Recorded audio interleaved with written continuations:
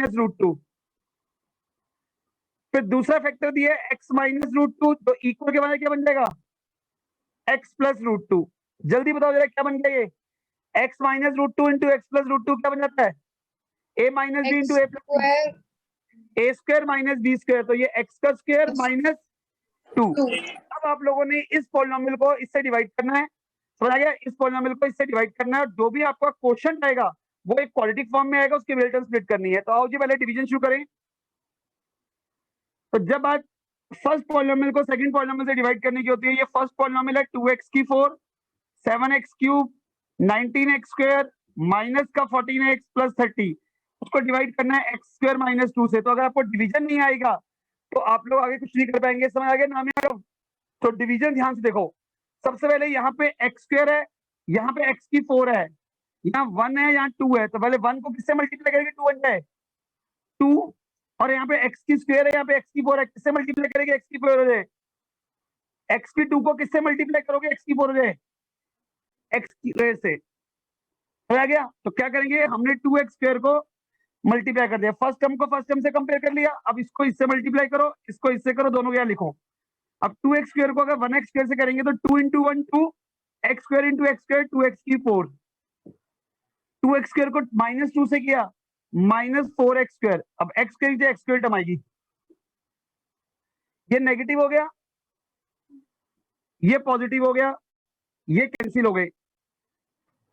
7x cube as it is, minus का 19 plus का 4 minus का 15x स्क्वायर माइनस का 14x प्लस का 30। हाँ जी वंश गंभीर एंड वंश ग्रोवर, समझ आया, जल्दी जल्दी करिए, यहां तक कोई डाउट तो नहीं किसी को, बिल्कुल क्लियर है कंसेप्ट, यहां तक कोई डाउट तो नहीं किसी को, आगे कंटिन्यू करें। अब बच्चे फिर कंपेयर करो, हाँ जी वंश, यहाँ 1x स्क्वायर है या 7x क्यूब है, तो 1 को किससे मल्टीप्लाई करें पहले 7 हो जाए, सर 7, एक तो प्लस 7 चाहिए, अच्छा, और दूसरा यहाँ पे आपको पता है कि x क्यूब है, यहाँ पे x स्क्वायर है, तो किससे करें x से। अब 7x को इससे करोगे 7x क्यूब, 7x को 2 से करोगे माइनस 14x, दोनों के साइन चेंज करो और दोनों कैंसिल करो, ये कैंसिल और ये भी कैंसिल। अब क्या बच गया, माइनस का 15x स्क्वायर प्लस का 30, कंपेयर प्लस का करो। 30 अब x का तो सेम है, यहाँ पे 1 को माइनस मल्टीप्लाई 15 करें माइनस 15 आ जाए, माइनस 15, अब माइनस 15 से इसको करा तो ये माइनस 15x स्क्वायर, और इसको इससे किया प्लस 30, ये पॉजिटिव ये नेगेटिव कैंसिल, रिमाइंडर 0 आना कंपल्सरी है ऐसे क्वेश्चन में। अब आपका जो क्वेश्चन तैयार हुआ है उसकी मिडिल टर्म स्प्लिट करो। तो जल्दी से जो आपका क्वेश्चन आया है वो एक क्वाड्रेटिक फॉर्म में आएगा, आपको इसकी मिडिल टर्म स्प्लिट करनी है, मल्टीप्लाई करो 30 आए प्लस माइनस करो 7 आए। बताओ जल्दी ऐसी कौन सी टर्म है जिनको मल्टीप्लाई करें तो 30 आता है और उनको प्लस या माइनस करें तो 7 आता है। प्लस 3 माइनस 3 10 और 3 प्लस 10 माइनस 3, प्लस का 10 माइनस का 3 तो माइनस का 30, और 10 में से 3 गए प्लस का 7। तो आपने फर्स्ट टर्म को नहीं छेड़ना, लास्ट टर्म को नहीं छेड़ना, इस 7 को ब्रेक कर देना है 10x माइनस 3x के अंदर। अब फर्स्ट 2 और लास्ट 2 में कॉमन, फर्स्ट 2 में कॉमन 2x आ गया और लास्ट 2 में कॉमन 3 आ गया। अब एक फैक्टर हो गया 2x माइनस 3 और एक फैक्टर हो गया x प्लस 5। इसको 0 के इक्वल रखोगे तो x की वैल्यू 3/2, इसको 0 के इक्वल रखोगे तो -5, 2 0 ये रहे 2 0 ये रहे, 4 0 निकल गए। ये क्वेश्चन हर साल बोर्ड में आता ही आता है, तो अगर डाउट है दोबारा पूछ लो।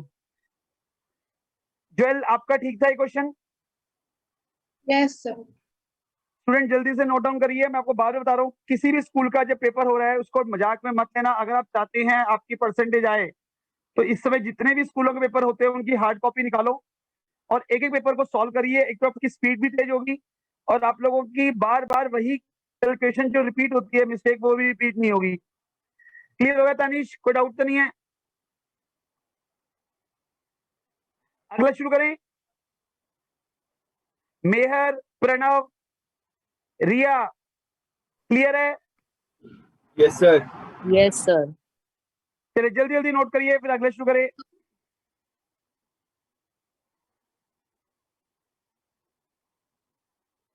स्पीड से बच्चे। अब इसके बाद हमारी कुछ वर्ड प्रॉब्लम है, इसके बाद चॉइस में आई हुई है, पहले वर्ड प्रॉब्लम करेंगे फिर आगे करेंगे, ठीक है बच्चे, जल्दी जल्दी।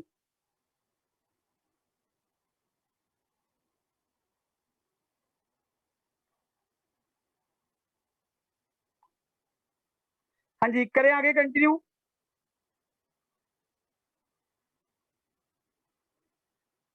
सबको क्लियर? अगर कोई डाउट है, हाँ जी बच्चे, यहाँ तक क्लियर है? Yes, sir. सबको दिख रहा है? मेरे को डाउट तो नहीं किसी को भी? कोई ऐसा तो नहीं, बोर्ड नहीं क्लियर? चलिए जी, अब अगला क्वेश्चन कंटिन्यू करते हैं, मैं इसको रब कर रहा हूँ बच्चे। देखिए जी, अब नेक्स्ट क्वेश्चन देखो हमारे वर्ड प्रॉब्लम। जो नेक्स्ट वर्ड प्रॉब्लम पढ़ना बच्चे।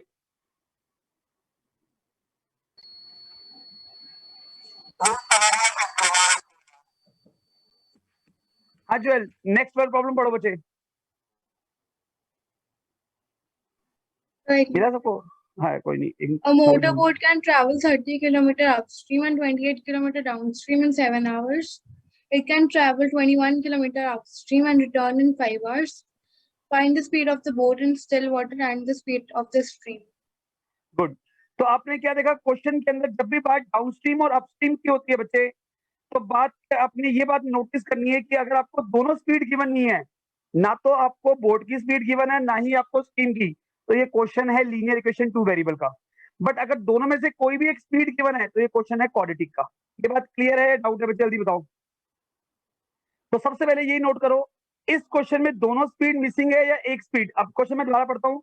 A motorboat can travel 30 km upstream, 28 downstream in 7 hours. It can travel 21 km upstream and return in 5 hours. Find the speed of boat and the find of stream. दोनों given नहीं है, तो उसका मतलब किसका question हो गया? लीनियर इक्वेशन टू वेरिएबल का। तो ऐसे में लेट करिए, let the speed of boat in still water, मतलब जब पानी बिल्कुल शांत है तब भी बोट अपनी किस स्पीड से भागती है। Let the speed of boat और स्पीड ऑफ करंट, करंट का मतलब स्ट्रीम की स्पीड है, लहरों की स्पीड। तो सबसे पहले हमें दो चीज लेट कर ली, किस किस की? एक बोट की स्पीड और दूसरा लहरों की स्पीड, करंट की स्पीड, एक्स और वाई। फिर speed of boat, speed of boat in downstream और speed of boat in upstream. अब ध्यान से देखिए, डाउनस्ट्रीम में बोट के अंदर लहरों की स्पीड ऐड होती है क्योंकि डाउन से आती है, तो ये हो गया एक्स प्लस वाई।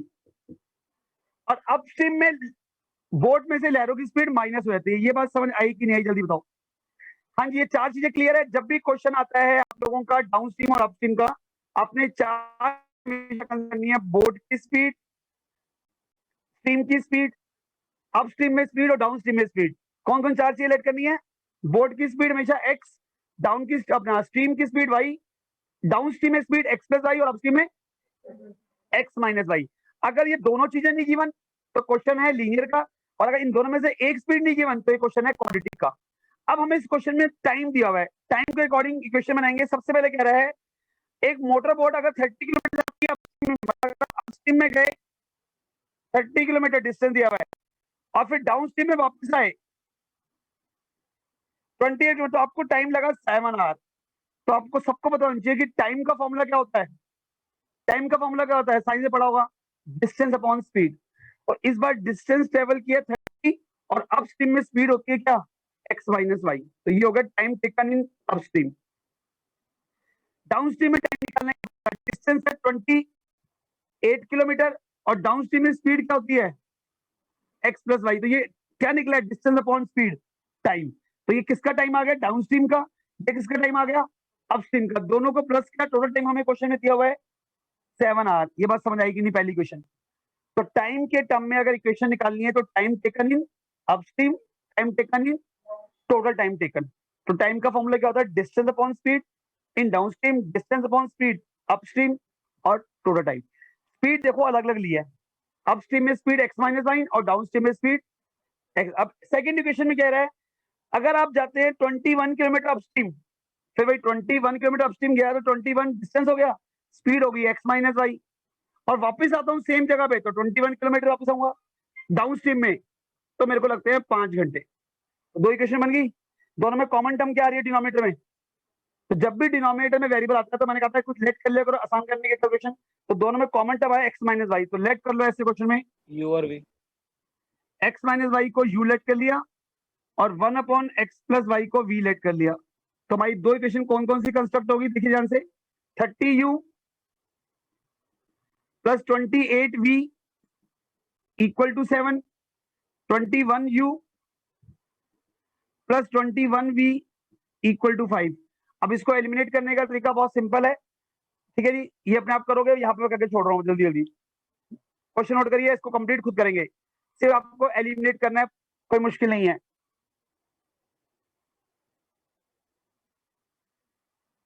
जल्दी जल्दी लास्ट क्वेश्चन करा के फिर हम गुडले का पेपर डिस्कस कर रहे हैं। अब लास्ट क्वेश्चन हमारा ग्राफ के ऊपर है, इसको कंप्लीट करके फिर हम गुडले का पेपर डिस्कस करेंगे। उसमें सारी स्टैट्स है, प्रोबेबिलिटी है और कोऑर्डिनेट्स है, तो आपके 6 चैप्टर एक साथ रिवाइज हो रहे हैं। वैसे ये डीपीएस के पेपर बहुत बढ़िया था, इसमें ऑलमोस्ट सारे क्वेश्चन कवर करे हैं टीचर ने, सेकंड, थर्ड और फोर्थ चैप्टर के। करें नेक्स्ट, इसको रब कर दूं, ज्वेल कुछ पूछना है या क्लियर है कंसेप्ट? तो क्लियर है। तो लास्ट क्वेश्चन देखिए, ग्राफिकल, वैसे तो ग्राफ पे करना है, आप इसको प्रॉपर ग्राफ पे करेंगे। मैं आपको एक इसको जनरली सिखा देता हूँ थोड़ा कार्टेशियन प्लेन पे ही। अरे 1 मिनट इसको सॉल्व करना। अब यार इतना तो खुद कर ले यार, पहले भी कराए हुए हैं, फिर टाइम वेस्ट करेगा, आगे गुडले के पेपर सॉल्व करना है। सर मेरे को थोड़ा सा डाउट है सर, इसलिए कह रहा हूँ। डाउट है तो मेरे को भेज दियो, पूरा टाइम मत वेस्ट करा, अभी भी देखो तो डाउट की बोर्ड जरूरत की है, स्पीड 10 है और स्ट्रीम की स्पीड 4 है।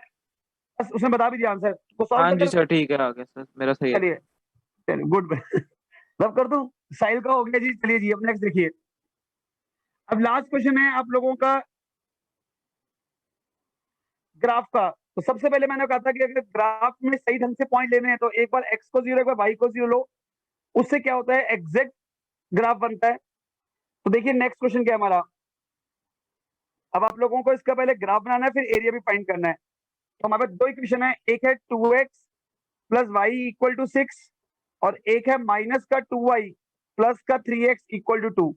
तो मैंने कहा था कि दो अगर सोल्यूशन ले लो तो ग्राफ एक्यूरेट बन जाता है बिल्कुल। अगर आप एक बार x को 0 ले लो, एक बार y को 0, इधर भी एक बार x को 0 एक बार y को 0, तो ग्राफ बिल्कुल एक्यूरेट बनता है, उसमें गलती के चांस कम हो जाते हैं। आओ जी देखो, सबसे पहले हमने x को 0 लिया, यहाँ पे जब x को 0 लोगे तो y की वैल्यू क्या आ गई, जल्दी बताओ बच्चे, y क्या आ गया 6। अब एक बार y को 0 ले लो तो x क्या आएगा, 2/3. क्या बोल रहा है, क्या आएगा। तो पहला कोऑर्डिनेट्स आ X गए, is equal to 3. एक बार x को 0 तो y 6, एक बार y को 0 तो x 3। तो ये दो कोऑर्डिनेट्स आ गए। अब इसको ले लीजिए, एक बार x को 0 एक बार y को 0, तो एक बार x को 0 लिया तो y की वैल्यू -1 और एक बार y को 0 लिया तो x की वैल्यू क्या आ गई 1.5, सॉरी 0.6। कोई डाउट, कोई डाउट है, क्लियर है सबको, जल्दी बताइए, कोई डाउट है, Clear है क्लियर है। sir. Clear है. तो एक बार x को 0 ले लिया तो y -1, एक बार y को 0 ले लिया तो x 0.6। अब ग्राफ देखिए ध्यान से,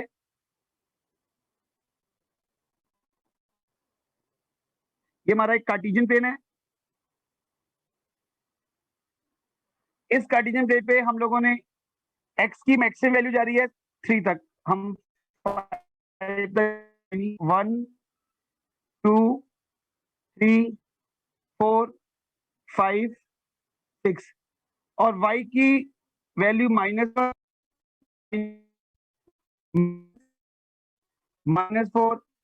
-5, सेम ऐसे ही 1 2 3 4 5 -1 -2 -3 -4। अब इसकी प्लॉटिंग करते हैं, देखिए ध्यान से, X X dash Y Y dash. आओ जी प्लॉट करें। सबसे पहला कोऑर्डिनेट क्या है, एक्स का 0 वाई का 6, तो एक्स का 0 ये होता है, वाई का 6 ये रहा, तो ये कोऑर्डिनेट हो गया पहला कोऑर्डिनेट, दैट्स कॉल्ड 0 6। दूसरा है एक्स का 3 वाई का 0, ये 3 0 कोऑर्डिनेट आ गया, एक लाइन ये बन गई। कोई डाउट किसी को?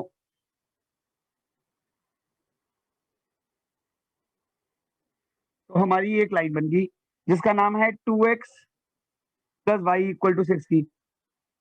हरी को डाउट? सेकंड बनेगी इससे, x का क्या है 0, y का क्या है -1, तो x के 0 के सामने y का -1, ये कोऑर्डिनेट आ गया 0 -1। x का 0.6 y का 0, तो x का 0.6 यहाँ पे कहीं लाई करेगा। अब जब आप इसको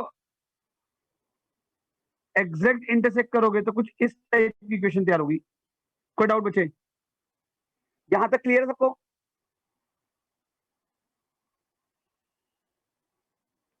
हाँ जी बच्चे, यहां तक क्लियर है? तो आपने अगर ध्यान समझे तो ग्राफ के अंदर ये पॉइंट कुछ इस टाइप से कट रहा है, तो पॉइंट आ रहा है 2 2। आपका एग्जैक्ट पॉइंट निकलेगा, मेरा हो थोड़ा आगे पीछे हो, बट मेरे अकॉर्डिंग मेरे जो पॉइंट आ रहा है वो x का 2 और y का 2 आ रहा है, जहां दोनों इंटरसेक्ट कर रहे हैं। और अगर आप चेक करके देख लो तो आप दोनों साइड में लगाओ, अगर यहाँ भी x की 2 लगाया तो ये क्या हो गया 2 टू द 4, y का भी 2 लगाया तो 6 आ रहा है इक्वल। यहाँ भी लगाए x का 2 तो 2 टू द -4, और ये y 3 टू द 6, तो -4 + 6 + 2 आ रहा है, तो मतलब एग्जैक्ट पॉइंट सही निकले हैं। अब इसका एरिया निकालें। हाँ जी, एरिया मांगा हुआ है, इस बार एरिया मांगा हुआ है उसने लाइंस एंड वाई एक्सिस के बिटवीन। देखो जी, ये लाइन होगी,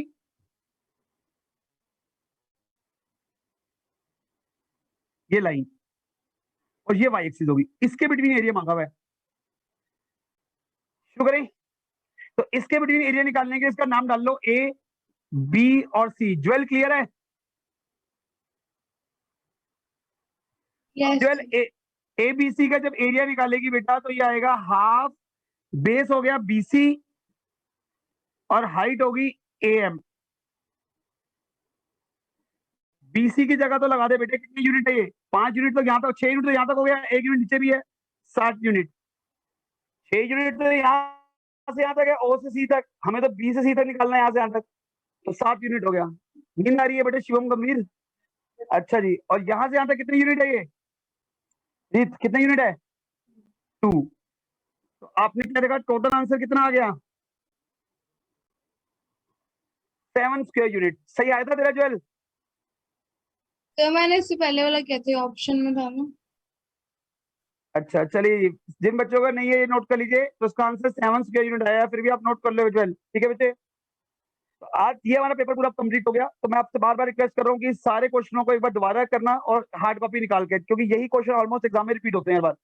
इसमें स्टीमर वाला क्वेश्चन बहुत अच्छा था, उसके अलावा जितने भी आप लोगों के डी निकालने वाले क्वेश्चन थे, इनफाइनाइट सोल्यूशन वाले, वो बार बार रिपीट होते हैं हर एग्जाम में। तो अगर अपनी चाहते हो गलतियां ना हो तो इसकी पेपर की प्रैक्टिस कर लेना, पतंगे मत लूटते रहना।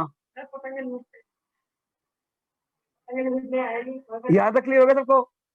अब आप लोगों ने एक बात नोट करनी है, अब हम शुरू कर रहे हैं गुड लेगा डाला हेडिंग सेकंड, और इसकी हार्ड कॉपी अपने पास रखना सारे बच्चे। चलिए जी, इसको रब कर दूं।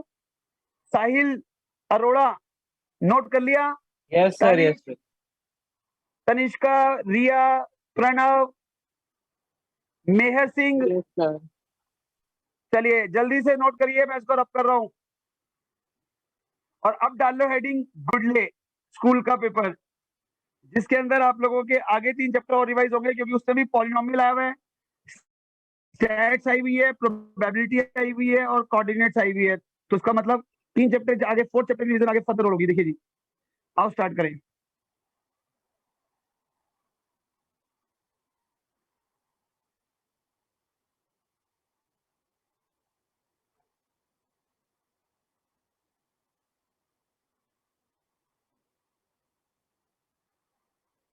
इसमें कुछ एमसीक्यू भी है और फिर आगे आप लोगों के वाले क्वेश्चन भी हैं कंप्लीट। तो हम एक काम करते हैं, एक सेकंड वेट करना, अनन्या के डाल दूं ग्रुप में, सिर्फ 1 मिनट वेट करो। अनन्या, आपने ग्रुप में डाला था ना पेपर? सर आपके नंबर पे भेजा था। चलो कोई नहीं, मैं ग्रुप में डाल देता हूँ एक बार, ठीक है, मिल गया। ये गुडले के ऊपर है जो मैं डाला, देख लो सारे बच्चे, मिल गया सबको। अनस सीधा इससे यही केस स्टडी से स्टार्ट है क्वेश्चन, इससे पहले वो No, जो sir, होंगे शायद, MCQ पे है।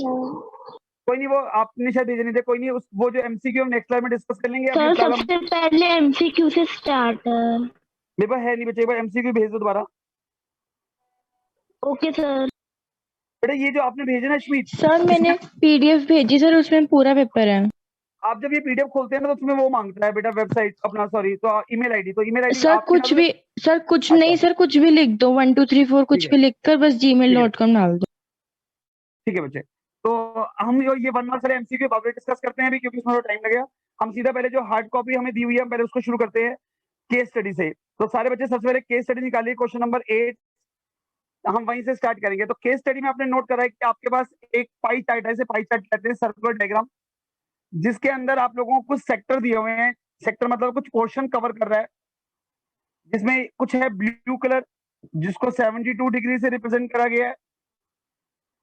उसके अलावा कोई रेड कलर, उसको 36 डिग्री के एंगल से रिप्रेजेंट किया गया है।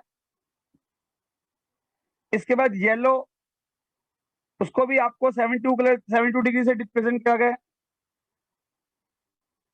फिर 114 डिग्री का एंगल,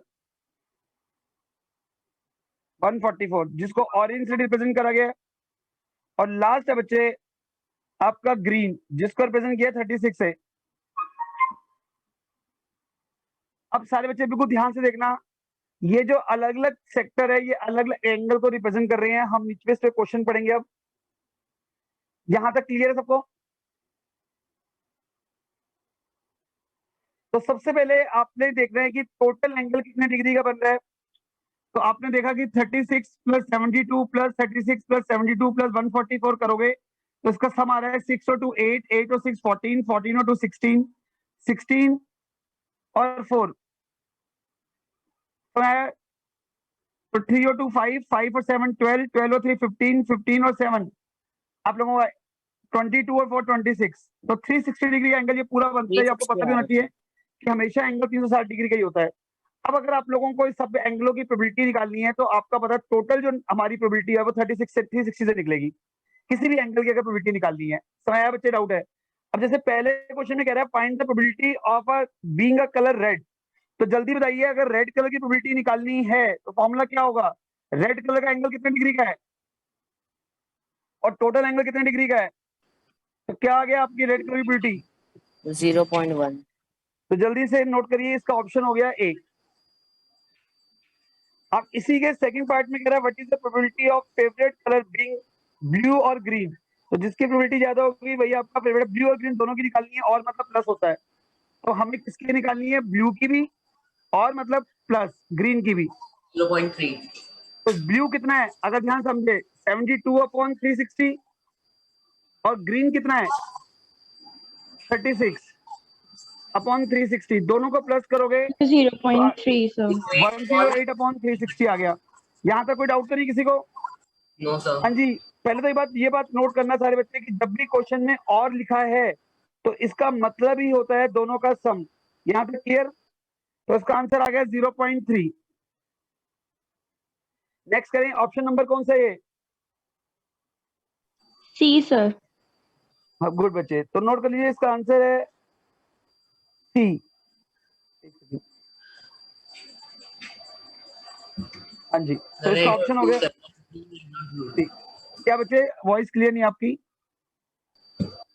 सर उसमें ऑप्शंस दे रखे हैं नॉट बीइंग रेड और ब्लू क्वेश्चन में। अब जैसे लिखा अपना नॉट बीइंग रेड और ब्लू, तो ब्लू और रेड के निकाल के 1 में से माइनस कर दो या फिर रेड ब्लू को छोड़ दो। तो हम इसका सिंपल काम करते हैं, पहले ब्लू और रेड की निकाल लेते हैं फिर 1 में से माइनस कर देंगे।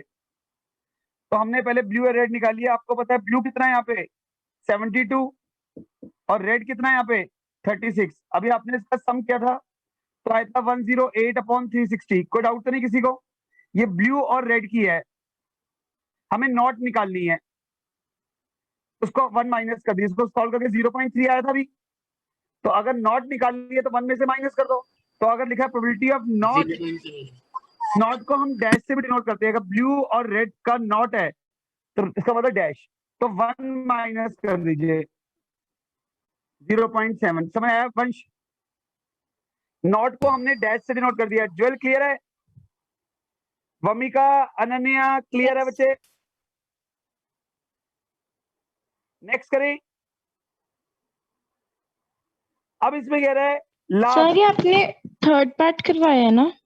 ये मैंने थर्ड पार्ट कराया, ठीक है बच्चे? नहीं, फोर्थ पार्ट। एक मिनट, थर्ड पार्ट कराया सर, थर्ड पार्ट है, अब फोर्थ करा रहा हूँ। तो इसका सर ठीक है बी बच्चे? पार्ट होएगा हाँ, आंसर। 0.7 B part. 7 0.7 0 है, 0 की बात है, 7 ये 0। जितने मर्जी लगा ले, 0.7 के बाद जितने मर्जी जीरो लगा, कोई वैल्यू नहीं है उसकी। समझ आ गया? 7 लिख, 70 लिख, 700 लिख, 7000 लिख, इससे कोई मतलब नहीं होता।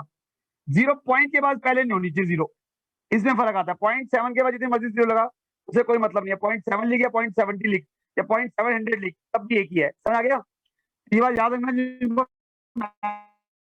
इन सब का मतलब एक ही होता है, बट इसका मतलब अलग है, ये चीज अलग है, इसमें ये ग्रेटर है। समझ आ गया? याद रखना, गलती मत करना। 7 लिखो, 70 लिखो, 700 लिखो, सबका मतलब एक ही है। क्लियर है अश्मित? Yes sir. चलिए आगे देखिए बच्चे, इसका last part, fourth part sorry. अब इसके फोर्थ पार्ट में कह रहा है what is the probability of favourite colour not being orange और ग्रीन। तो अभी आपने बताया ऑरेंज और ग्रीन निकाल के फिर 1 में से माइनस कर दो, तो 1 minus probability of orange and green. तो आपको पता है ऑरेंज कितने हैं, फिर भाई 144 अपॉन 360, और ग्रीन कितने हैं 36 अपॉन 360। तो सेम वही, इन दोनों का जब सम करोगे तो 180 अपॉन 360 आ गया। इसका मतलब 1/1/2, इसका मतलब 1 में से 0.5 गए, 0.5 आंसर आ गया। और 0.5 कौन सा आंसर आपका? Option number D. तो नोट कर लिए, 0.5 लिखो या 0.50 लिखो, ऑप्शन डी है इसका आंसर। वंश गंभीर जी मिल गया? तो ऑप्शन नंबर क्या है? डी। समझ आया? तो जब भी नॉट लिखा हो उसकी प्रोबेबिलिटी निकाल के 1 में से माइनस कर दो, जब भी किसी क्वेश्चन के आगे नॉट आ जाए। तो ग्रीन और ऑरेंज की प्रोबेबिलिटी निकाल दी और उसको 1 में से माइनस कर दिया। गुमताज क्लियर है बच्चे? Yes, sir. लास्ट है रेड और ब्लू, तो इससे सिंपल है, रेड और ब्लू की निकाल के ऐड कर लो, फिफ्थ पार्ट देख लो। कोई भी, वैसे तो 4 पार्ट करने थे, हम सारे कर रहे हैं रेड और ब्लू। तो रेड कितनी है 36, ब्लू कितना है 72। ये भी भाई सिंपल है। कितना आंसर आ गया इसका भी? 0.3। कोई डाउट बच्चे? अगला करें शुरू। गंभीर साहब समझ आया? शिवम गंभीर, नेक्स्ट करें अब।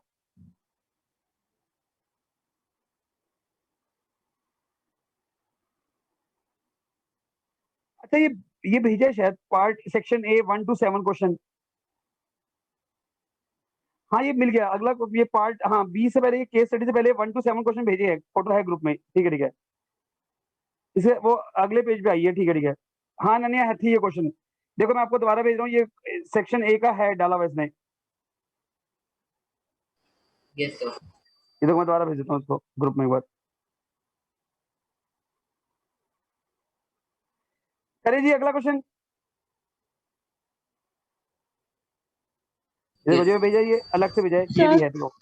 सर आप हम- 1 to 7 क्वेश्चन अभी करवाओगे? हाँ डिस्कस कर लेते हैं, अभी कर रहे हैं सारा पेपर डिस्कस करते हैं, कोई छोड़ते नहीं है, स्किप नहीं करते। 1 to 7 क्वेश्चन देख लो। देखो जी, अब 1 तो हो गया, अब 1 to 7 देख लो। इसको रब कर दूं, याद है सबको, कोई डाउट तो नहीं है? Yes sir, no doubt. चलिए जी, अब 1 to 7 क्वेश्चन देखिए।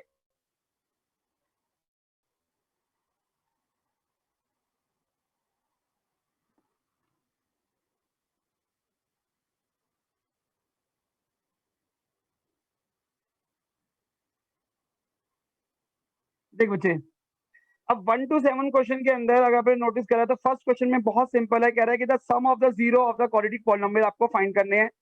तो ये हमारी इक्वेशन दी हुई है x² + 3x - 5, और इसमें फाइंड करने हैं sum of zero. Sum of zero मतलब अल्फा प्लस बीटा। सबको पता है कि सम ऑफ जीरो जो होता है हमारा, वो किसके इक्वल होता है? सम ऑफ जीरो किसके इक्वल है? -b/a के। गंभीर साहब ध्यान रखना, किसके इक्वल है? माइनस बी बाई ए के। पढ़ना शुरू करते वरना बहुत मारूंगा। इसमें ए क्या है, ए 1, बी क्या है, सी क्या है, तो किसके इक्वल है minus B by A, minus B मतलब 3/1। आंसर क्या आ गया, नोट करिए। ऑप्शन नंबर कौन सा है इसका, जल्दी जल्दी नोट करो, और हार्ड कॉपी याद से निकालना, दोनों आ ए जाओ। Part sir. Very good. B part है, ए पार्ट में, ए में तो 3 आ रहा है, बी आएगा ए -3, बी अच्छा आएगा हाँ बच्चे। सर बी, सॉरी बी, हाँ बी। हाँ ठीक है, नेक्स्ट करें।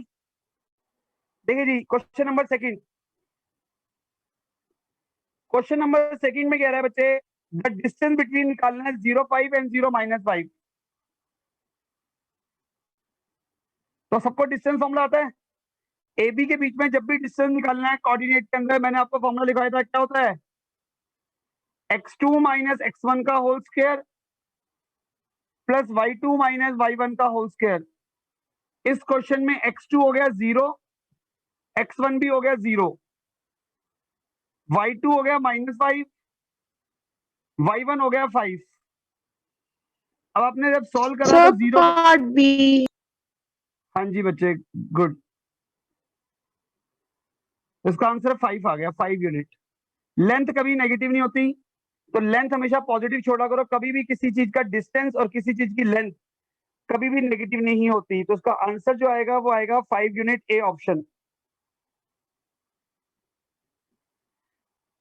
समय नोट कर लिया, अगला करें।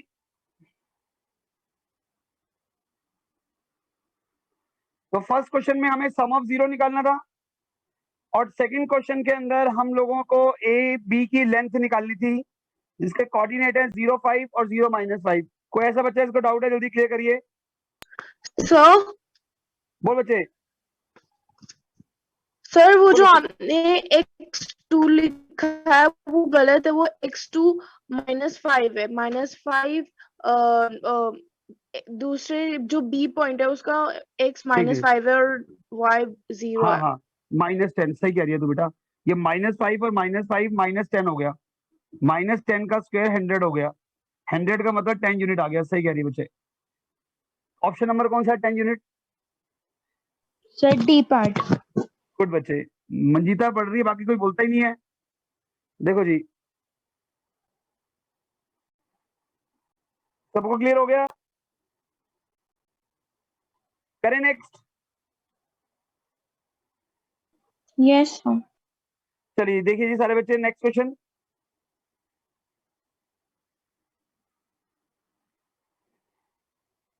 इसको रब कर देते हैं, अब अगला क्वेश्चन देखिए सारे बच्चे।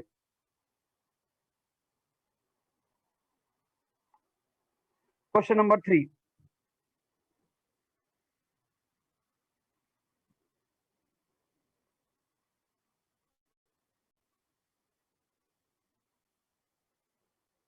अब क्वेश्चन नंबर 3 के अंदर आप कह रहे हैं PA denote the probability of an event. आपको हमेशा पता है कि अगर पीए किसी चीज की प्रोबेबिलिटी है, और किसी भी चीज की प्रोबेबिलिटी हमेशा लाई करती है ग्रेटर देन 0 और लेस देन 1। तो इसमें आपको 4 ऑप्शन दिए हैं, तो इसका ऑप्शन जो एक्यूरेट है वो है सी, जिसके अंदर किसी भी चीज की सर्टेन चीज की प्रोबेबिलिटी हमेशा 0 से ग्रेटर और इक्वल टू और लेस देन 1 और इक्वल टू लाई करती है। तो मतलब हर चीज की प्रोबेबिलिटी किसी भी निकालनी हो इवेंट की, वो हमेशा 0 हो सकती है, 0 से बड़ी, 1 या 1 से छोटी। अगर 0 है तो इम्पॉसिबल, 1 है तो श्योर, और अदरवाइज कोई प्रोबेबिलिटी होगी हमेशा 0-1 में होगी, ना तो नेगेटिव जाएगी और ना ही 1 से बढ़ी जाएगी। समझ गया, यही ऑप्शन है सी इसका। अब देखिए question number D, sorry question number 4 question के अंदर आपको इसका क्लास मार्क्स निकालने हैं। आपको एक इंटरवल दिया हुआ है, उसके क्लास मार्क्स निकालने हैं। इंटरवल है 19.5 से 29.5। तो आपको पता होगा क्लास मार्क्स निकालने का फॉर्मूला है upper limit plus lower limit. 2। Very good बच्चे, upper limit plus lower limit upon 2। जिनको नहीं पता जल्दी से नोट कर दीजिए, क्योंकि सारा क्वेश्चन इसमें चलता है। अब आप इसको प्लस करेंगे 29.5 और 5 30 49 हो गया ये। 49 पॉइंट सर 24.5। गुड बच्चे, ये क्लास मार्क्स आ गया आपका 24.5। सबको क्लियर है, अगला क्वेश्चन करें।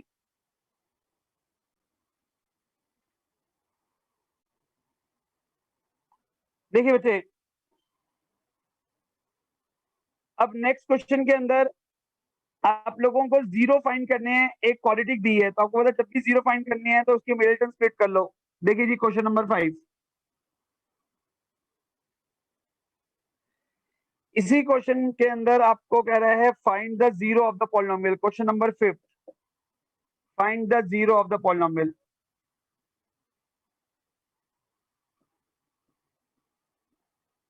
आप लोगों को एक पॉलिनोमियल गिवन है एक्स स्क्वायर माइनस का 11x और माइनस का 12।